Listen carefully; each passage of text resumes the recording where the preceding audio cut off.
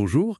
Dans un monde qui peut sembler fragmenté, c'est assez vivifiant de se tourner vers une pensée qui postule une unité profonde du réel. Oui, une pensée comme celle de Spinoza. Exactement. Et on va voir aujourd'hui comment sa philosophie, non seulement est fascinante en soi, mais comment elle inspire un mouvement actuel, l'éthique intégrale. Tout à fait. L'idée, c'est de voir les ponts, les liens entre les deux. C'est ça, comprendre les concepts clés de Spinoza, bon, les plus importants, et voir comment ils éclairent les principes de l'éthique intégrale. Un mouvement qui cherche à relier sagesse personnelle et action concrète. Hmm.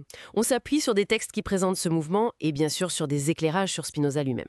Alors, par où commencer? Peut-être par l'idée centrale de Spinoza? Oui, le fameux Deus sive natura, Dieu, c'est-à-dire la nature. C'est assez radical comme point de départ. Ça veut dire quoi, concrètement? Qu'il n'y a qu'une seule substance infinie, et tout ce qui existe, nous y compris, les arbres, les idées, tout ça, ce sont juste des expressions, des modes de cette substance. Ah oui, des modes. Donc pas des entités séparées. C'est ça l'idée clé. Comprendre ça, c'est commencer à dépasser l'illusion de la séparation. Et c'est un objectif vraiment central aussi pour l'éthique intégrale. D'accord. Et si on est des modes, qu'est-ce qui nous anime? Spinoza parle beaucoup des affects, non? Oui, les affects, c'est fondamental. Surtout la joie et la tristesse. Ce sont elles qui, en gros, augmentent ou diminuent notre puissance d'agir. Notre vitalité, notre capacité à persévérer dans notre être, c'est ça? Exactement. Il y a cette phrase très connue, la joie est le passage de l'homme d'une moindre à une plus grande perfection. Hmm. Donc la joie nous rend plus parfaits, plus accomplis en quelque sorte? Et la tristesse, l'inverse. C'est ça. Et là où ça devient passionnant, c'est le lien avec la connaissance et la liberté. C'est-à-dire, Quand on subit nos affects passivement, la peur, la colère, ce qu'il appelle les passions, on est moins libre, notre puissance d'agir diminue. on est ballotté en quelque sorte. Voilà. Mais si on arrive par la raison à comprendre les causes de ces passions, à avoir des idées claires et distinctes, Alors on les transforme. oui, on transforme ces passions en affects actifs. On devient acteur de ce qui nous arrive intérieurement. C'est ça la liberté pour Spinoza, comprendre la nécessité, pas faire n'importe quoi. Comprendre pourquoi on ressent ce qu'on ressent. Exactement. Et c'est ce chemin de lucidité, de connaissance de soi, que l'éthique intégrale reprend pour cultiver une sérénité, une joie plus stable. Une joie moins dépendante des hauts et des bas extérieurs. Tout à fait. Et ce travail intérieur, j'imagine, ça ne reste pas juste dans notre tête. Ça a des conséquences sur notre façon d'être avec les autres, dans la société. Absolument.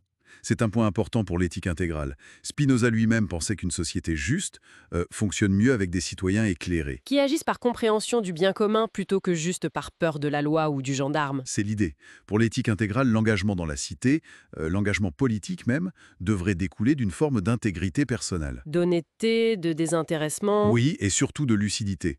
Essayer de comprendre les mécanismes, de ne pas se laisser emporter par les émotions collectives, les manipulations. Et ça peut prendre des formes concrètes. L'éthique intégrale propose des pistes. Oui, les textes mentionnent par exemple la médiation politique, inspirée de la communication non violente. Une façon d'aborder les conflits autrement. Pour sortir des dialogues de sourds. Voilà.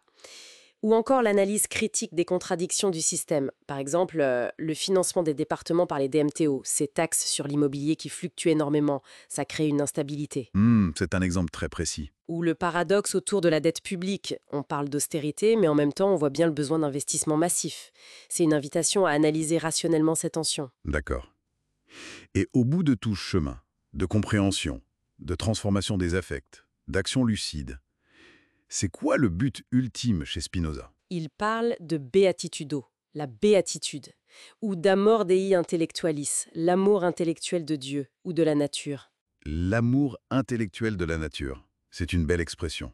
Oui, et il précise bien, ce n'est pas une récompense qu'on obtient à la fin. Ah non, Non, il dit, la béatitude n'est pas la récompense de la vertu, mais la vertu elle-même. C'est l'état même de joie stable, lucide, qui naît de cette compréhension profonde du réel et de notre place dedans. c'est le chemin et la destination en même temps, en quelque sorte. Exactement. Et c'est là qu'on voit bien comment Spinoza offre une base solide pour une éthique et même une spiritualité rationnelle, laïque. Et comment l'éthique intégrale s'en inspire? Oui, pour proposer une voie où la quête de sens, le travail sur soi et l'engagement pour le bien commun ne sont pas séparés, mais se renforcent mutuellement. C'est une approche intégrale, justement. Donc, pour résumer un peu, on a vu que les idées de Spinoza sur l'unité, sur les affects qu'on peut transformer par la compréhension, sur la liberté comme connaissance, Oui, directement les principes et les actions que propose l'éthique intégrale. C'est une filiation assez claire. Et ça me semble avoir une vraie pertinence aujourd'hui, non? Face aux polarisations, aux réactions épidermiques. Oui, une approche qui essaie d'allier raison, éthique personnelle, engagement collectif, le tout fondé sur la lucidité plutôt que sur des dogmes ou des émotions passagères. Ça interpelle en tout cas. Ça propose une autre voie. Et pour finir, peut-être une question à laisser mûrir.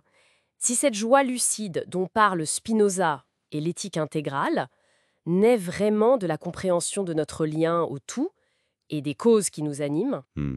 comment est-ce que sa culture consciente au quotidien pourrait transformer notre façon d'aborder les défis de tous les jours et le dialogue collectif?